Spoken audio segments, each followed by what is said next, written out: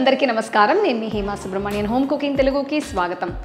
Fish curry అనగానే మనకి యూజువల్గా చింతపండు గ్రేవీ కానీ టొమాటో గ్రేవీ కానీ గుర్తుకొస్తుంది.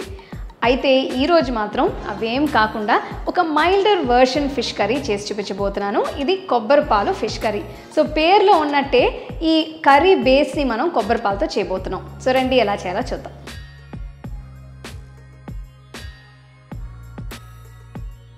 ముందుగా ఒక వెడల్పాంటి కడాయిలో 2 టేబుల్ స్పూన్ల కొబ్బరి నూనె వేస్తున్నాను. ఇందులో 1 టీ స్పూన్ ఆవాలు వేసి వేయించాలి. ఆవాలు చిటపటలాడిన తర్వాత చిన్నగా తరిగిన ఒక ఉల్లిపాయ, తరిగిన 4-5 వెల్లుల్లి రెబ్బలు, పొడవగా తరిగిన ఒక అల్లం ముక్క, చీల్చిన 2 పచ్చిమిరపకాయలు, కొన్ని కరివేపాకులు వేసి వేయించాలి. ఉల్లిపాయలు కాస్త రంగు మారేంత వరకు వీటిని వేస్తే బాగుంటుంది. ఆ తర్వాత ఇందులో చిన్నగా తరిగిన 2 టొమాటోలు వేసి అవి కాస్త మగ్గేంత వరకు వేయించాలి. ఇందులో 1 టీ స్పూన్ కల్లుప్పు, పావు టీ స్పూన్ పసుపు, 1 టీ స్పూన్ కారం, 1 టీ స్పూన్ ధనియాల పొడి, 1 టీ స్పూన్ జీలకర్ర పొడి వేసి అంతా బాగా కలపాలి. ఇప్పుడు అరకప్పు నీళ్లు పోసి అంతా బాగా కలిపి గ్రేవీని కాస్త మరిగించాలి.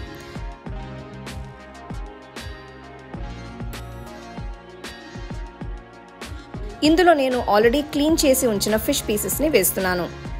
కడాయికి ఒక మూత పెట్టి పొయ్యిని లో ఫ్లేమ్లో ఉంచి చేపల్ని ఒక 10 నిమిషాలు ఉడికించాలి. ఆ తర్వాత వీటన్నిటిని ఇంకొక వైపు జాగ్రత్తగా తిప్పి ఇంకో 2 నిమిషాలు గ్రేవీలో ఉడికించాలి.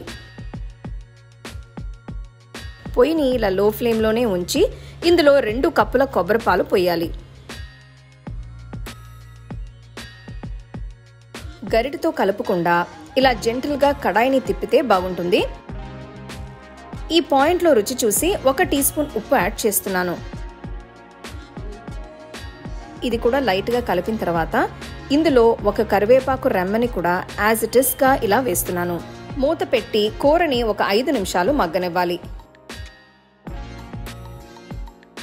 అంతే, కొబ్బరి పాల చేపల కూర తయారైనట్టే. దీన్ని వేడి వేడి అన్నంతో తింటే అద్భుతంగా ఉంటుంది.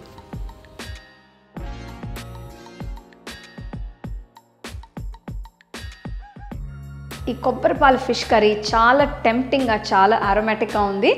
మీరు ఇది చేసిన వెంటనే కొంచెం వేడి అన్నంలో కానీ లేకపోతే దోశలో, అప్పం ఇలాంటి వాటితో కూడా మీరు దీన్ని సర్వ్ చేసుకోవచ్చు. సో చాలా మైల్డ్గా ఉంటుంది కాబట్టి ఈ ఫ్లేవర్స్ కూడా చాలా సటిల్గా ఉంటుంది. సో తప్పకుండా ఈ రెసిపీని మీరు ట్రై చేసి ఎలా ఉందో నాకు చెప్పండి. The second edition of our home cooking book is now available on our website 21frames.in. I'll give you the link in the description. You can go and check it out.